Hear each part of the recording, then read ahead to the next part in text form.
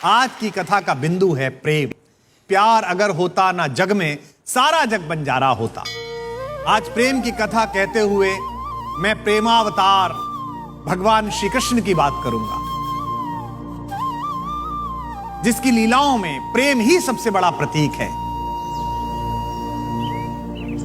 बचपन में भगवान अपनी बाल लीलाओं के लिए प्रसिद्ध थे। उनका बचपन ठीक वैसा ही था जैसा किसी ठीक बचपन को होना चाहिए। आनंद में डूबा हुआ, एकदम सरल, खूब चंचल। प्रेम का पर्याय लगते ऐसे बचपन को तो सब दुलारते हैं। पूरा ब्रज कृष्ण से मिलने के बहाने ढूंढता था।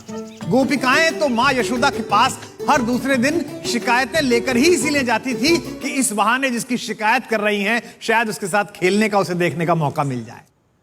शिकायत लेकर गोपिकाएं पहुंचती तो मां भी लाड़ में खूब नाराज होती। कान्हा बहुत देर तक प्रेम से मां को सफाई देते।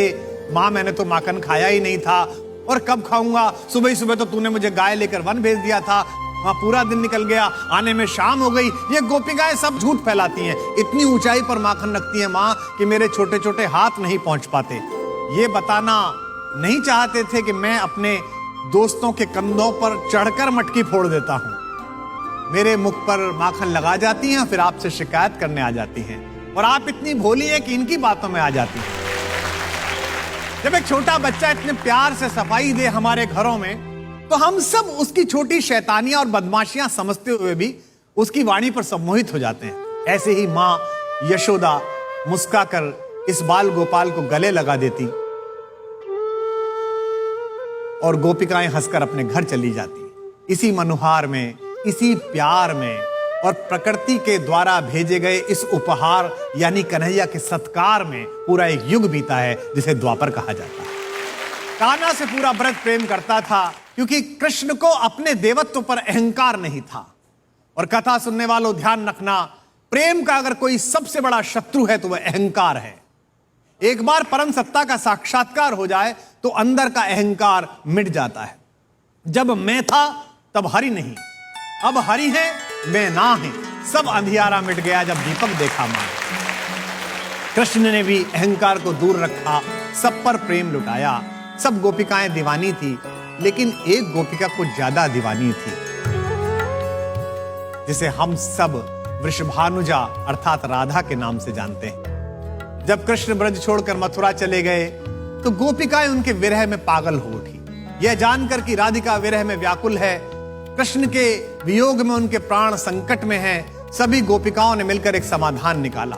सारी गोपिकाएं मिलकर स्वयं नंद बाबा के घर पर पहुंची और विश्व के सबसे पहले आमरण अनशन की चेतावनी कृष्ण के वियोग में बेचैन गोपियों ने एक युक्ति के माध्यम से प्रस्तुत की और कहा कि राधिका जी है तो जी है सखी, न तो पी है हलाहल नंद के द्वारे। इस स्वाभिमान की नदी के दो पार कर्तव्य और प्रेम दो चीज खड़ी हुई हैं। एक तरफ कर्तव्य है कृष्ण का, जो उन्हें मथुरा का अधिपति बनाकर एक स्वराज की स्थापना के लिए प्रेरित करता है, और दूसरी तरफ एक पागल पुकार है जो केवल प्रेम और प्रेम जानती है। इसमें मिलना बहुत मुश्किल है। ऐसे समय में कृष्ण के दरबार में, कृष्ण के यहां पर एक बड़े ज्ञानी व्यक्ति थे जिनका नाम था उद्धव, परम योगी। उन्होंने कृष्ण से कहा कि आप तो इतने विराट व्यक्तित्व हैं, इतनी ज्ञान की बातें करते हैं, और आप उन युवतियों के लिए, उस एक कन्या के लिए आप परेशान रहते हो। कृष्ण ने कहा, यार तुम मित्र ज्ञानी तो बहुत ज्यादा हो, मैं तो समझ गया हूं, लेकिन जो दूर महिलाएं रहती हैं उनको तुम समझाओ।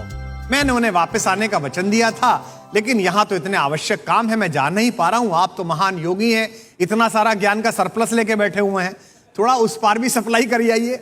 उद्धव ने उनसे पूछा कि जी बताइए, कब सिखाना है, क्या जाना है? कृष्ण ने कहा, जो कुछ मुझे समझाते हो कि एक व्यक्ति के लिए, एक शरीर के लिए इतना व्यग्र नहीं होना चाहिए, इतनी आसक्ति नहीं होनी चाहिए, ये जाकर प्रेम में पागल गोपिकाओं को समझाइए। यहां से उद्धव के जीवन का सबसे कठिन टास्क प्रारंभ हुआ। ब्रज पहुंचे तो पूरे गांव में हलचल मच गई। कन्हैया के यहां से चिट्ठी आई है। सारी गोपिकाओं ने उन्हें घेर लिया और अपने पंजों पर उजक उजक के देखने लगी। अब सब जब इकट्ठे हो गए, सब तरफ से लोग आ गए, तो उन्होंने संदेश देना शुरू किया। यहां त्रिकुटी में भगवान को देखो, ये अंदर सांस भरो फिर बाहर निकालो, आत्मा परमात्मा के भेद बताने लगे। गोपिकाएं परेशान हो गई, वो प्रेम के लिए आई थी, ज्ञान के लिए नहीं आई थी। गोपिकाओं ने कहा कि तुम्हारे बारे में बड़ा सुना था, तुम तो बड़े ज्ञानी हो, योग सिखाने आए हो, वियोग की बातें कर रहे हो।